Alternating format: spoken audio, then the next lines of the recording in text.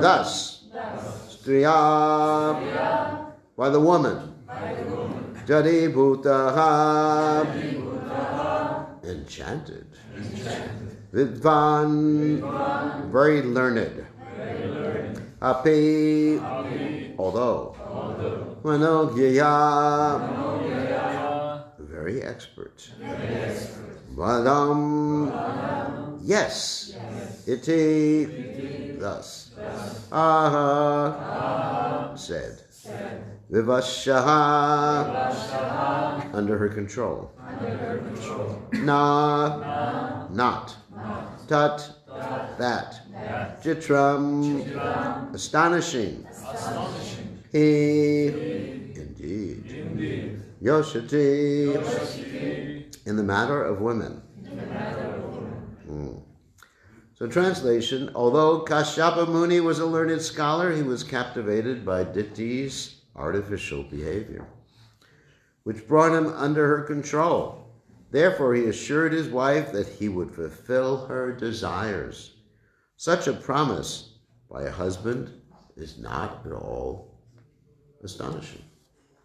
So there's no purport to this text, and we're going to read the next text with its purport. Somehow or other, I do get all these controversial verses whenever I get to a place. Krishna just arranges it. Vilokyai kanta bhutani bhutanyado prajapataki striham chakre swadehardam yayapum samatirita. In the beginning of creation, Lord Brahma, the father of the living entities of the universe, saw that all the living entities were unattached. To increase population, he then created woman from the better half of man's body. So ladies, that's the better half. Remember that. The worst half the man kept. For a woman's behavior carries away a man's mind. So, purport. By His Divine Grace, A.C. Bhaktivedanta Swami Srila Prabhupada Ki Jai. This entire universe is going on under the spell of sexual attachment, which was created by Lord Brahma to increase the population of the entire universe, not only in human society, but also in other species. As stated by Rishabhadeva in the 5th canto, Humsastriya Vituni Bhavam Etam. The entire world is going on under the spell of sexual attraction and desire between man and woman. When man and woman unite, the hard knot of this attraction becomes increasingly tight, and thus a man is implicated in the materialistic way of life. This is the illusion of the material world. This illusion acted upon Kashyapa Muni, although he was very learned and advanced in spiritual knowledge, as stated in the Manu Samhita, 2nd chapter, verse 215, and Srimad Bhagavatam, 9th canto, 19th chapter, text 17. Matra swasradu hitrova navi vikta sanovavet olavan indriha gramo vidvam samapi karchati. A man should not associate with a woman in a solitary place, not even with his mother, sister, or daughter, for the senses are so strong that they lead astray even a person advanced in knowledge. When a man remains in a solitary place with a woman, his sexual desires undoubtedly increase. Therefore, the words ekanta bhutani, which are used here, indicate that to avoid sexual desires, one should avoid the company of women as far as possible. Sexual desire is so powerful that one is saturated with it if he stays in a solitary place with any woman, even his mother, sister, or daughter. Heavy statements. So, Om Gana Timirandasha Gananjana Shlakaya Chakshur Meditam Yena Tasmai Shikadave Namaha. So here, in this verse, there's reference to Lord Brahma's dilemma at the time of the creation. Because his business was to fill the universe up with living entities. And the living entities, all the sages were just like, Hare Krishna, Krishna Krishna, Hare Hare. So they didn't want to be Prajapatis.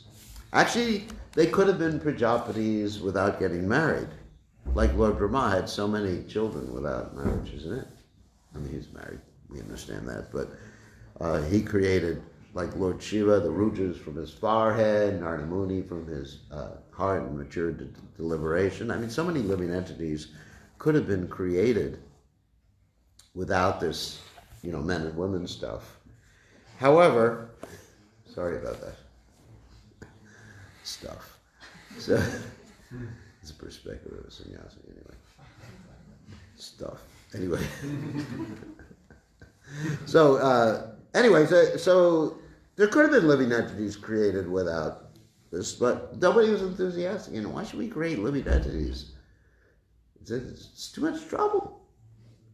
So Lord Brahma thought about that, and out of his body, this Manu, Swayambhuva Manu Shatarupa appeared. This is a story from the Bhagavatam. And they just started to have children all over the place. And their children had children, and their children, and the whole universe became filled with people. So Prabhupada was often commenting on this two English economists, actually.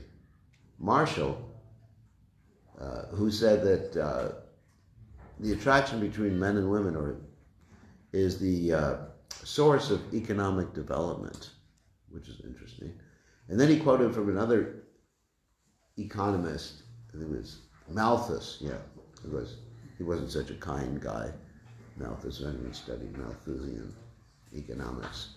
So Malthus said there's a problem. People are going to be so enthusiastic. Oh, you got our devotees from Croatia, from Croatia West.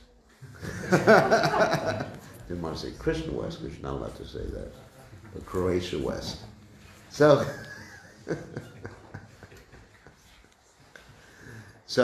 we're talking about Malthus, or Malthusian economics. So, this is a little education for you. He said there's a problem. Because of the attraction between men and women, the population is going to increase geometrically. There's actually an interesting thing, geometrically, arithmetically, and exponentially, two different ways that things can increase, or three different ways, sorry. So when we talk arithmetically, things increase like one, and another one, and another one, and another one, and another one, and another one. 1, 2, 3, 4, 5, 6, 7. Pretty slow, isn't it? Geometrically, actually it's exponentially, would be more correct about people having children, because people have children, like 1 and 2 equals 4. How does that happen? 1 and 2 equals 4. Anyway, so 2 people get married and they have 2 children. That's 4 people, right? And each of those children has 2 children. Well, actually they have to have more, because if people simply have 2 children, it's not even the replacement rate, which is a problem in Europe and also in many countries. Actually, Japan is suffering from that problem right now. Because when you don't have the replacement rate, then you got too many old people. And I think you have that problem here, too. Too many old people, not enough young people, and not enough people to make money to support all the old people like me. So you got trouble. So Malthus understood this because, population wouldn't, he didn't understand that the present situation, but he didn't calculate that people would engage in activities that are against Western consciousness, such as birth control, and have less children. You understand? So he thought that people, because of unrestrained desires, and they would just keep having children, and people would have like 10 children. And this was the case when Malthus was there in the 1800s. Because people were living out in the country. And when you live out in the country, having more children is actually pretty good, because they can help you with all the agricultural pursuits. When you live in the city, having children is more or less like an expensive hobby. You calculate, like if someone has a child, how much it costs by the time the child goes to the university and everything like that. It's just, oh my God. And then, of course, if you happen to be Indian culture, then you have to pay for the child's marriage. I was just speaking to one of my disciples who just got his son married, and he had to come up with several ounces of gold at the marriage. It was really interesting, and how greedy people get sometimes. So anyway, so he gave this gold, gold coins at the marriage, and the people who were taking it said to him, "How do we know it's real gold?"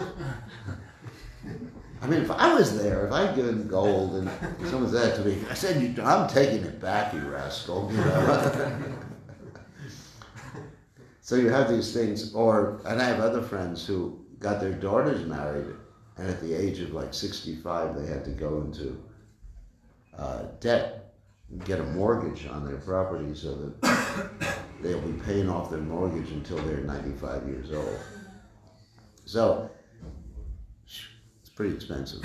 So, but in the old days, when people lived in a more rural environment, they had more children. So Malthus, getting back to our friend Malthus, he said that the number of children will increase exponentially or geometrically, and the food supply will only increase arithmetically. You understand?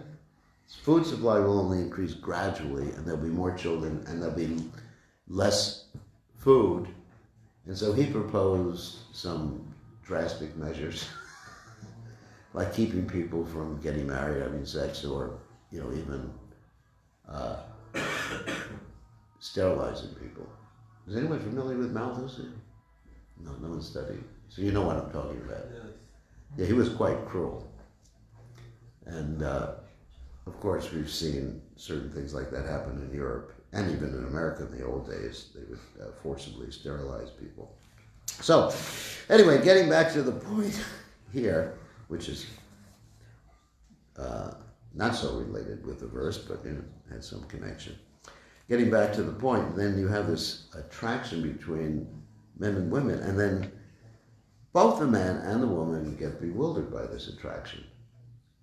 It's unfortunate, and they say and they do things that they later regret. And one story from the Mahabharata about this is the story of King Shantanu.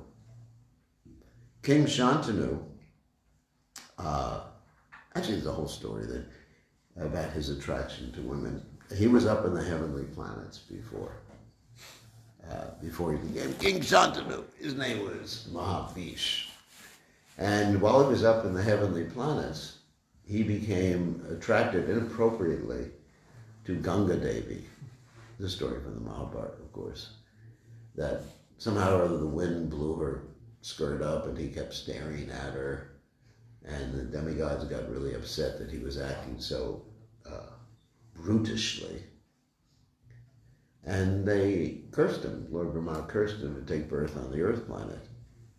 So he comes down to the earth planet.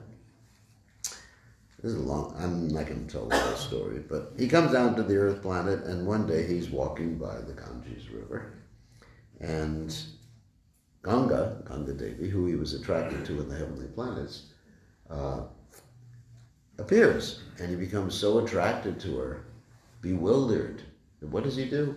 He says, "Will you marry me?" Doesn't even get to know her, no engagement or anything like that. This is bewilderment. He said, "Will you marry me?" And she says, "Yes, but only if you never disagree with me." Now, that's really bewilderment for someone to agree to that, isn't it? You never disagree. And he was just so enamored with her beauty that he said, "Of course. Why would you ever do anything that would be disagreeable to me?"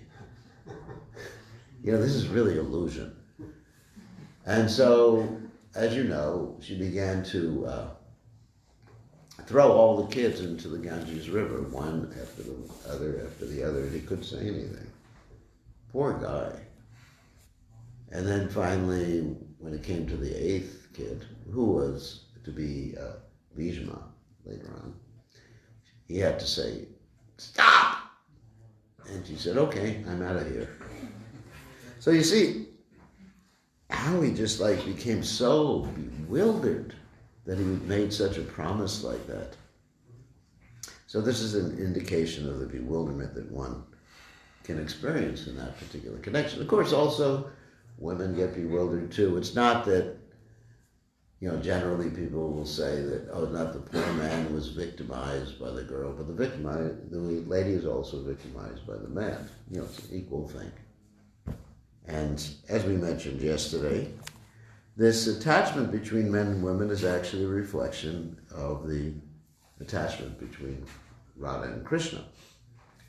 So the question is, how do we deal with this? Of course, there's one statement here which Srila Prabhupada quotes, that one has to be very careful of being in a solitary place, not even with his mother, sister, or daughter. So that, of course, the senses, Balavan, Indriya, Grama, Vidvan, Eva, Ikarshate, the senses are so strong.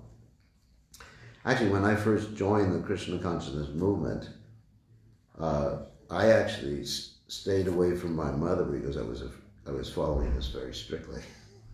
And any time I went to visit my mother, I'd bring a brahmachari to protect me from my mother. So I think one has to apply these injunctions with some intelligence. So my mother noticed that she was never able to talk to me, and she was, poor mother, she was never even able to give me a hug or anything like that. And I'm her son. I understand the strictures and the Shastras. And so she noticed, she said, "Why are you always bringing someone to protect yourself from me?" I had to make some excuse up. And she also said, "Why you never look at me in the face?" And because, I had read other things in the Shastras like that a lady's eyes are like arrows. There are injunctions like that. There's a story like the Puruva story. So many other stories in the Shastras.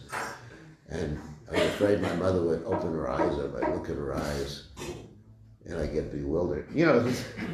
This new devotees, they accept things out of context in the Shastras and they apply them in certain ways. And I was mentioning this last night that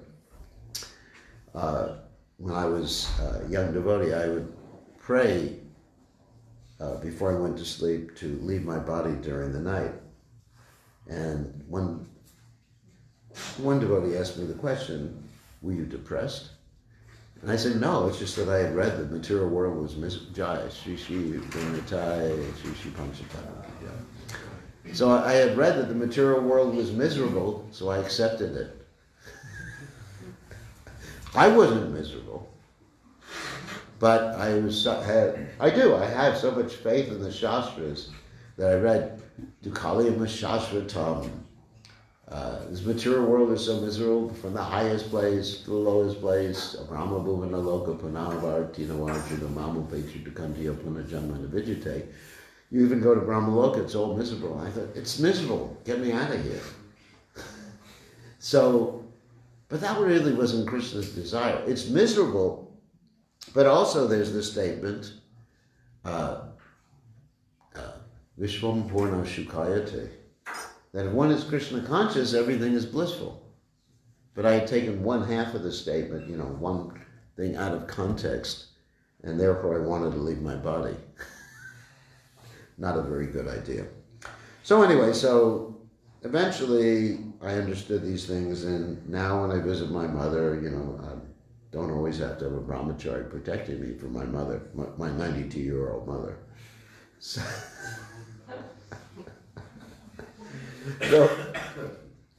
But we do, when devotees are meeting with ladies, and I'm using the word ladies right now for specific reason. There's actually different words in Sanskrit for women or ladies. Actually, Prabhupada, when he was giving Bhagavatam class and he was calling on the ladies to chant, he didn't say Matajis, he said ladies. It was very interesting. So, but one does have to be very careful because of this attraction between men and women. And one should stick with the injunction generally, unless it's with one's mother or something like that, that you shouldn't be alone with a member of the opposite sex unless you're married to them. And of course the instruction is, according to Chandaka Pandit, and I'm going to unpack this instruction, that one should see every woman other than his wife as mother. So it's very interesting. Chandaka Pandit didn't say you should call every woman mother. There's a difference between the two. So why is that one should see every woman as mother? What does that do? Well, in the Vedic culture, mother meant someone respectable, someone worshipable, like Mother Ganga, Mother Saraswati. And if you examine Indian culture, people very much worship their mothers. I mean, they maybe have so many other bad qualities, the people, but they worship their mothers. So that's really what it means, that every man should look at every woman who he's not married to as a very respectable, worshipable person, rather than using the word mother in a derogatory fashion. Derogatory means, oh, it's the mother. You know, it's horrible. Use it like that. And if you do that, if you have that consciousness, then there's not going to be that attraction or that bewilderment. An example I can give of that is also from the Mahabharata. One time, our friend Arjuna was in the heavenly planets. And while he was in the heavenly planets, of course, he was getting instructions from Indra and getting weapons so he could fight in the battle of Kurukshetra and be successful. So, one thing that happened was that a lady, Urvasi, became attracted to him. Now, the interesting thing about Urvasi, several interesting things, she was created by Narayan Rishis. When Indra tried to deviate Narayan Rishis from their austerities, and Narayan Rishis, they created Urvasi, and she's, you know, the most attractive lady practically anywhere. So, what happened is that she became attracted to Arjuna. And when she became attracted to Arjuna, she sort of came onto him one day. He was in his room or whatever they have in the heavenly planets, and she knocked on the door. And he said, "Who's that?" And she said, "It's Urvasi." And I love you. You know, she was pretty direct.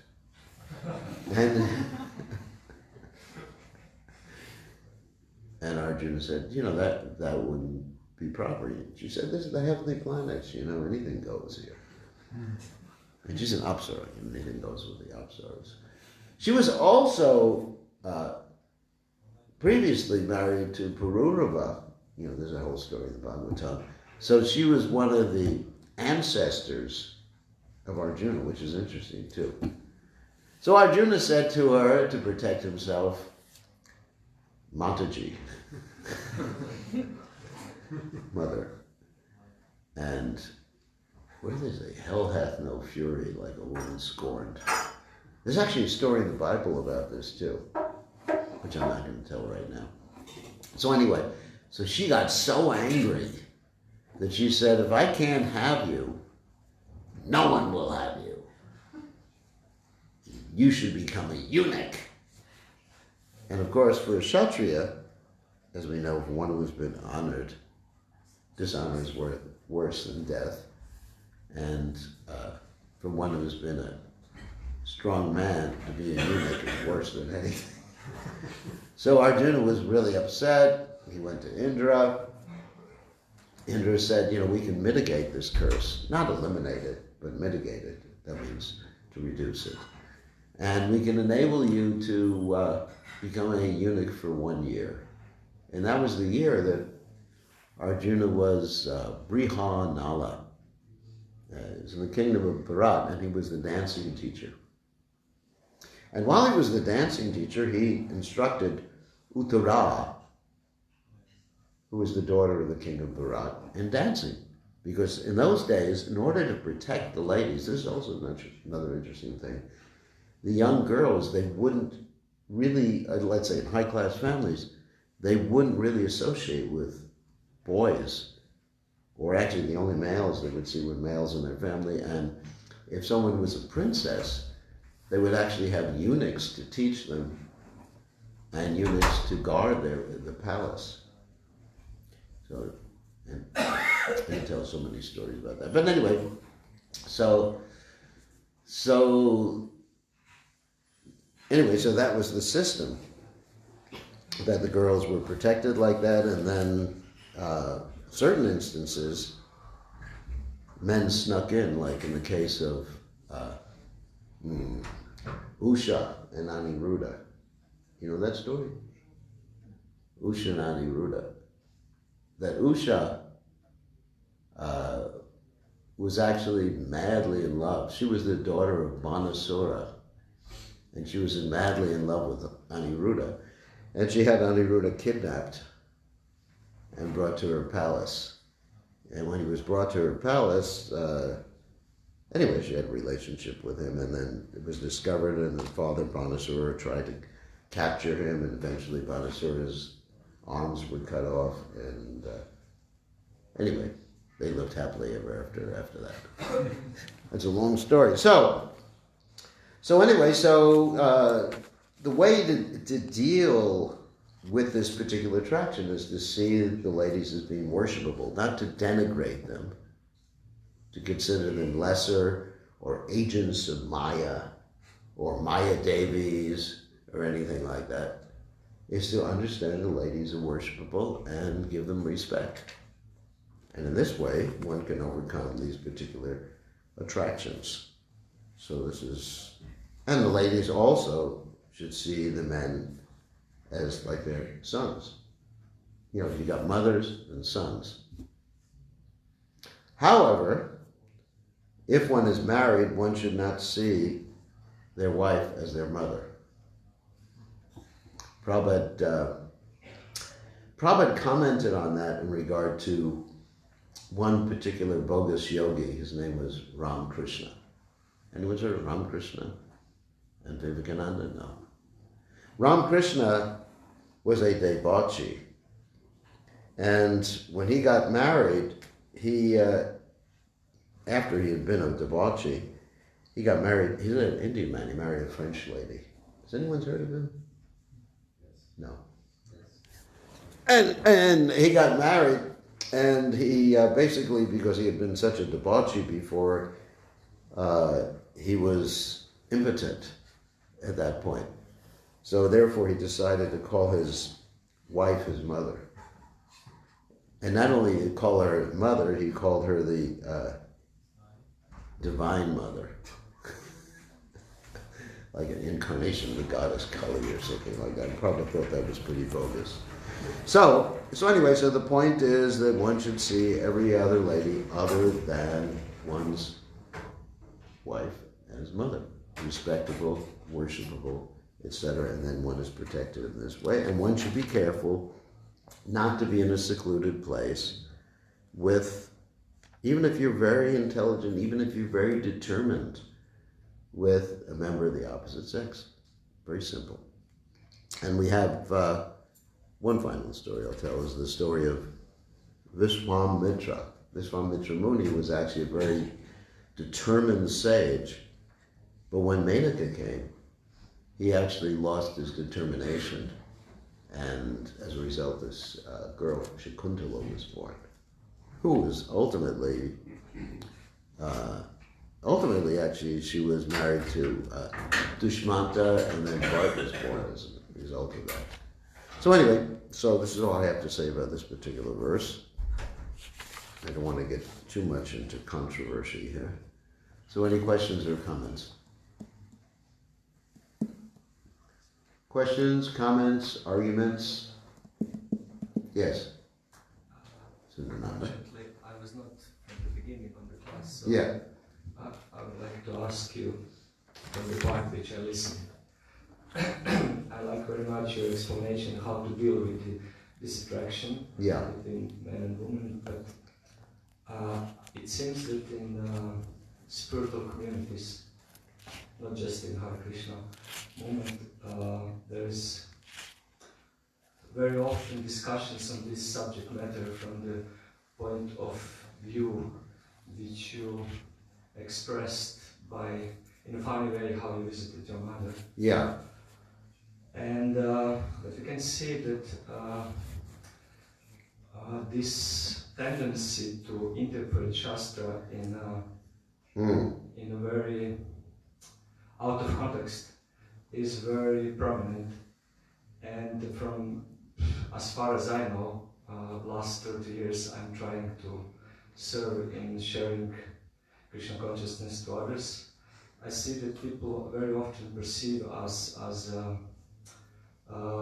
communicators in the name of protecting, and it seems like Hare Krishna movement is meant just for progress of man. And all our philosophy is we are not this body, everyone is not this body except ladies. So, you know, and we often see that in some places, even now, I know of some places, that it's such a weird situation that devotees in main places, they in the name of protect principles of not mixing freely, they're actually ignoring ladies.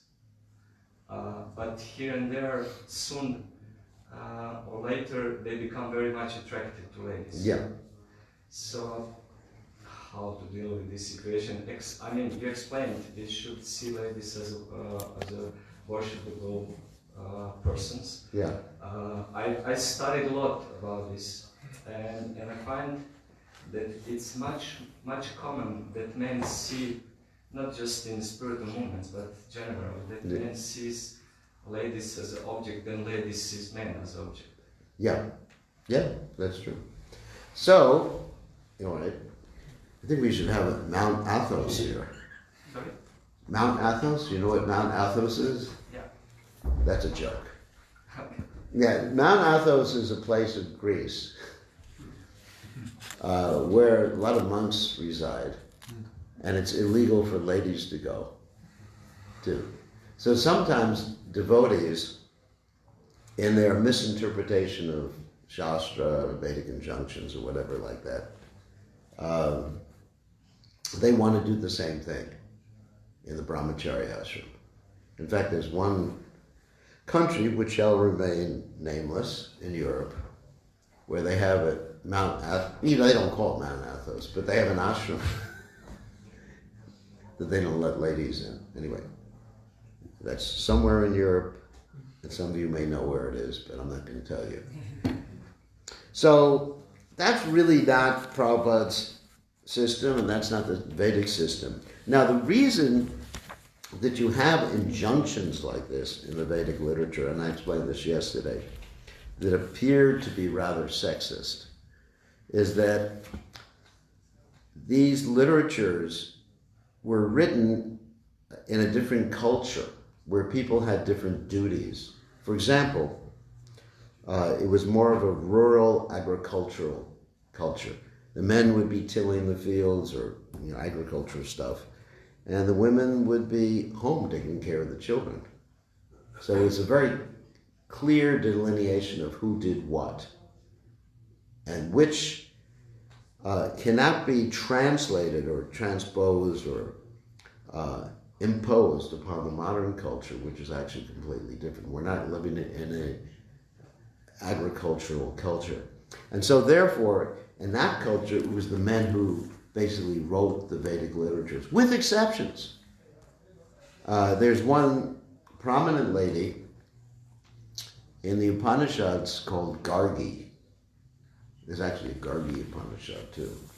And she was a great preacher of Krishna consciousness, a preacher of philosophy. However, generally it was men. So when you get things written by men, it's written from a male perspective. And so people take that perspective out of context and they try to justify their own, insecurities or their own biases. Because naturally, let's say take a male psychology, for example. Men like to be controllers. And so if men, or people in male bodies, are given some justification or apparent justification for it, they will take it and run with it. Does that make sense? Even though the Shastras are not giving us that justification. If you read the Shastras in context, you'll see that both men and women are considered spiritually equal. There's a differentiation, of course, in the body, but you have great personalities like Queen Kunti, whose prayers are respected and worshipped as a source of inspiration. I mean, Queen Kunti prays, for example, Janmaishvarya Shutasha Shubir, Edamana Abadapuman. She's praying to become detached, just like a man would pray to become detached. Let me become detached from this position, my family, my bodily beauty, and all the attachments. Edamana Dapuman, Twamakot Kinchana Gochara. So, if you understand the Vedic literatures in context, you'll actually see that there is equality between men and women. I mean, maybe different duties in society, but equality between men and women. However, people take things out of context, as I said before, to justify their own prejudices. And that's a problem. Does that answer the question? Or? Sorry? Does that answer your point? But it seems that very often in spiritual communities, I would say now in Hare Krishna movement, we see that this prejudice become like mainstream.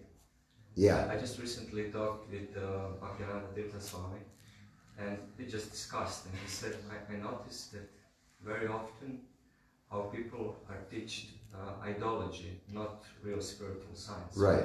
Because it's much easier to accept some external changes, yes, than to go to deep changes of the character of the heart or whatever. So I think it's a great necessity and great lack of discussions on a much deeper level of these things, because it's not a problem if some individual has a prejudice, but if this becomes like mainstream, then it becomes really a problem. Yeah, and it is mainstream to a certain extent among certain devotees. These prejudices and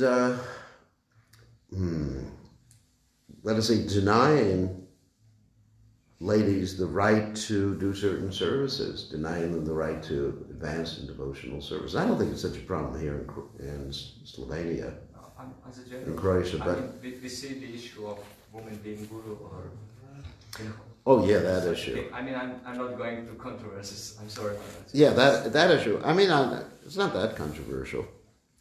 I firmly believe that anybody who approaches Krishna, which Krishna says in the Gita, even if they have whatever birth they have, can become Krishna conscious and become gurus.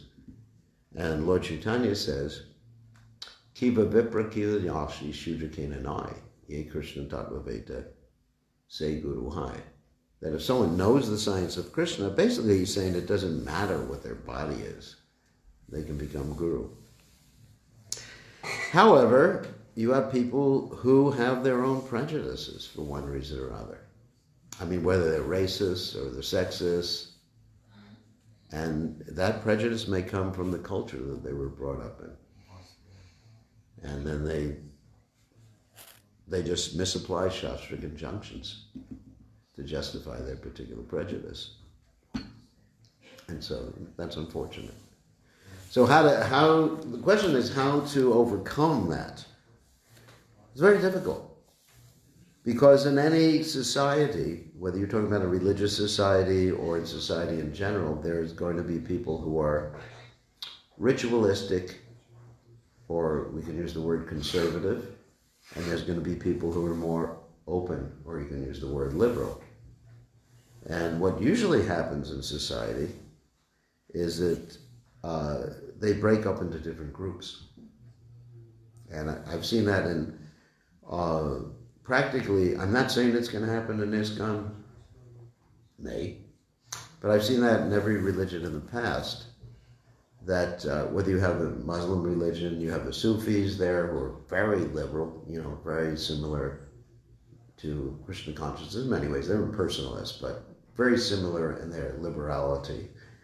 And then you have the Sunnis and the Shiite Muslims, and they're actually fighting each other over minor differences in philosophy, which is quite interesting.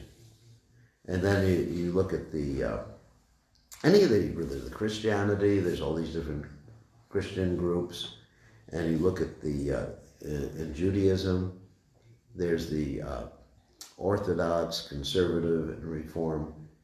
So my personal opinion is that you're not going to be able to change people who have certain attitudes. But there's to somehow or other agree to disagree. And that's why Prabhupada told us to meet, the GBC to meet once a year to discuss unity and diversity. In other words, there has to be a place.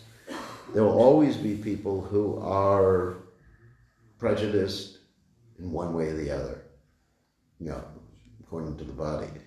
And there will always be people who are not prejudiced, or people who are more open. So you need a place for both. And sometimes it's said that Prabhupada built a house big enough for the whole world to live in. So that means there has to be a place for people with different understandings of the application of Krishna consciousness.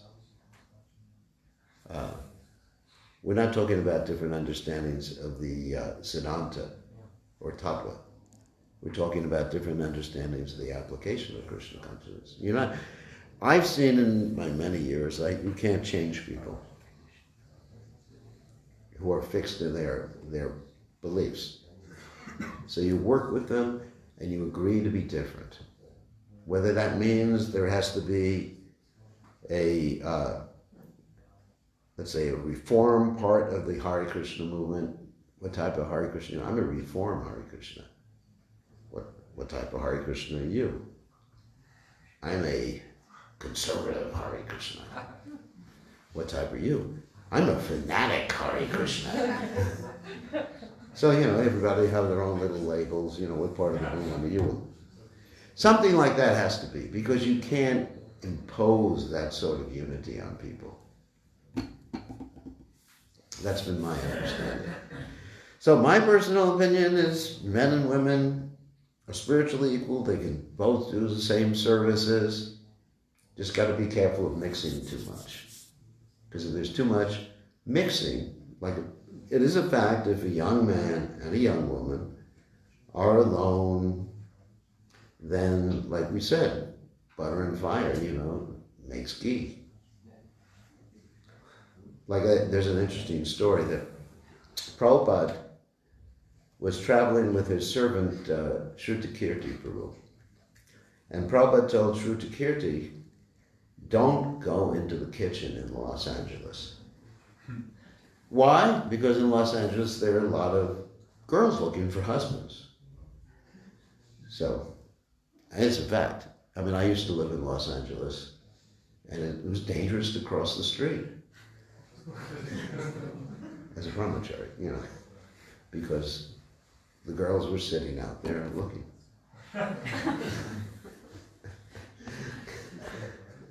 Also, for the girls, it was dangerous too. Anyway, that's another subject matter. So Prabhupada said, don't go into the kitchen.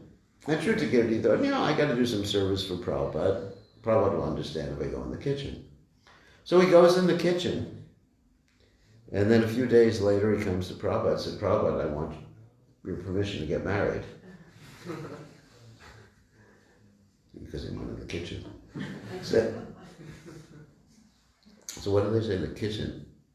Don't go into the kitchen, you're ready for the heat. Anyway, so he went in the kitchen, and that's what happened. And as a result, some nice devotees were born. So the end of the story is, the story ended happily. But the point being that one does have to be cautious. Not to denigrate women and not to denigrate men. But the combination, I probably one time said, I'm not going to say that, well, maybe I'll say it. He said, men are good, women are good. But sometimes the combination can result in an explosion. Just like sometimes you have two chemicals, and I don't remember which chemicals they are. Hydrogen and oxygen, maybe. And each of them by itself, if you just have hydrogen, it's pretty inert. You just have oxygen, it's very inert. And when you mix them together, you get water, that's true. But you also get an explosion. So I think people have to be careful about the respect the opposite sex, but maintain caution when dealing with the opposite sex. Don't denigrate the opposite sex. They're good. The ladies are good. The ladies can preach nicely. The ladies can be gurus. The ladies can do anything. And the men, they're okay too. They can't do too much. But anyway, so they're just agitated. But anyway, so the men can do all that. Women can do all that. And the marriages are fantastic when there's a Krishna conscious marriage. No problem. But one has to be careful of illicit mixing. Because when there's illicit mixing, there's bewilderment. It's just the mixing that's the problem. It can be a problem if it's not done properly. Does that make sense? And that's my belief. But other people will think women's place is in the kitchen. I mean, that's not my opinion, or else you don't kill me. Or else I wouldn't get my prasadam today. They'll think that women should stay in the kitchen, they should be barefoot, and they shouldn't speak unless spoken to. You've got people who think like that. And you've got women who think that men are a bunch of brutes. Maybe they're right. So, brutes, you know what a brute is? A brute means like a gorilla.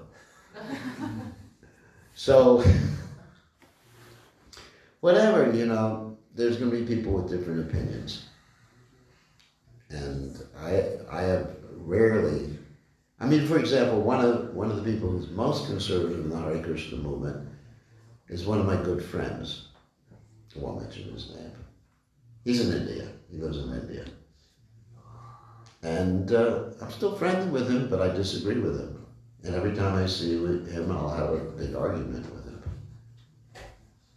And he's married, and he keeps his wife all the time without shoes. Even I met him in the airport with his wife. His wife was walking around the Delhi airport without shoes.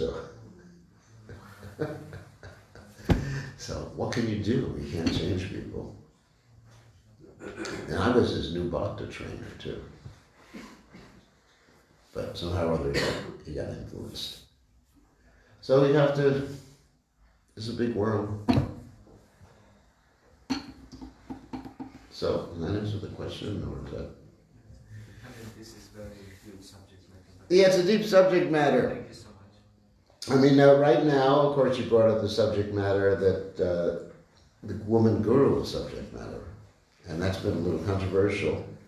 I was one of the ones who was pushing that most for the last few years. And this last year, the GBC finally agreed that women could be gurus. And there's people on the other side who are ready to kick out the whole GBC as a result of that. So, what do? You have to delineate different devotees who have different beliefs and allow them to live. That's all you can do, right? And give them equal rights. Here's a controversial subject matter. Just like in Croatia, I'm going to get really controversial now. There's different devotees with different preaching strategies, right? Do you know about them? So to try to keep everybody with the same strategy is ridiculous. You know, you gotta, like, what is it? Mayo Se Sung said, let 1,000 flowers bloom. So we have to allow variety. Like Prabhupada said, variety is the mother of enjoyment. So, you know, if you want to be successful in Croatia, now I'm really controversial, you have to allow different people to have different preaching opportunities and respect them. Right? Of course. Oh, you agree with me? I didn't know that. You have to allow that. And then you make more devotees. Because people are different. It's not that we can have cookie cutter devotees. Cookie cutter, you know what a cookie cutter is? It's like a mold that you make cookies with, and each and every cookie comes out the same. So it's not in the Hare Krishna movement that we take all the brahmacharis and brahmacharis, and put them all into the cookie cutter, and they come out like the clone army in the Star Wars. You ever seen Star Wars? No, nobody knows about it. So it's not that. We don't want the clone army. We want variety. We want everyone to look different. Not that different. But we want everybody just to be persons, individuals. And if someone wants to spread Krishna consciousness by doing yoga, fine. If someone wants to spread Krishna consciousness in different ways, as long as they don't violate the basic principles. The whole point is to make the world Krishna conscious. And unless we allow variety, we will never be successful in accomplishing Prabhupada's mission. So that's the ultimate message. All right, so enough controversy for today. Hopefully none of the verses here, next verses are controversial. Yes, they're actually very controversial. Especially the one we're going to read tomorrow, which is the husband is the supreme demigod for a woman.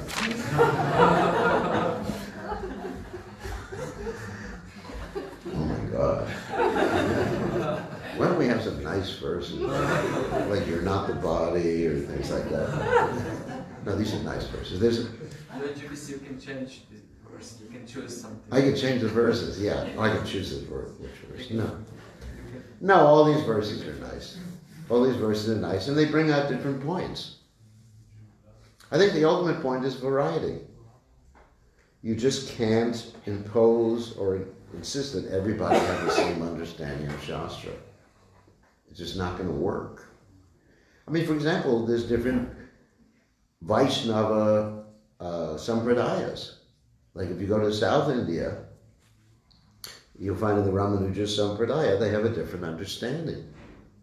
Not of the basic philosophy, but, they're worshiping Vishnu.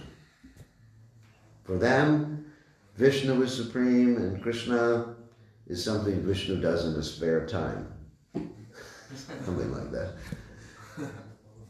Something. But for us, we follow the Bhagavatam, and, Krishna's tu Bhagavan Swayam. So when I go there, I don't get upset. I respect their difference. I go there and I have friends in the Ramanuja Sampradaya. They're very wonderful devotees. So, but I'm not afraid of expressing my own opinion at the same time. So we can't kick people out of the Krishna conscious movement who don't agree with us. And that's unfortunate that is happening in both directions. We have to appreciate everyone's devotion and let them express it. Right? I mean, if someone wants to be a male chauvinist, that's their problem. Oh, sorry. If no one wants, let them start their own movement. They can. Oh my God, I have to be careful. But anyway, let them have their part of the movement, the International Society for Male Chauvinistic Krishna Consciousness. Who can stop them? But at the same time, we have our own understanding. Unity and diversity. Prabhupada said that in regard to different devotees who come from different parts of the world and may even have different races, Prabhupada said, it's like a flower garland. It's nice because it has different colored flowers. If I just had one color flower, it would be boring. So that's the internet. It's the United Nations of the spiritual world. If people join the movement in China, let them use Chinese instruments and Chinese dress. And if people join the movement in, in northern Finland, let them be Laplanders, Right, that's what they have in northern Finland. I think it's a question of understanding the differences. People will be different. And I'm not demanding everybody be like me. That would be a disaster. Okay, all glories to Sri